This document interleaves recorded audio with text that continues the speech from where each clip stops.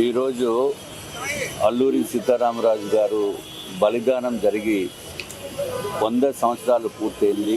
వారికి ఘన నివాళులు అర్పించడానికి భారతీయ జనతా పార్టీ తరఫున మేము ఇక్కడ సీతమ్మధారలో ఉన్న అల్లూరి సీతారామరాజు విగ్రహానికి నివాళులు అర్పించడం జరిగింది. అల్లూరి సీతారామరాజు గారు ఒక విప్లవ వీరుడు.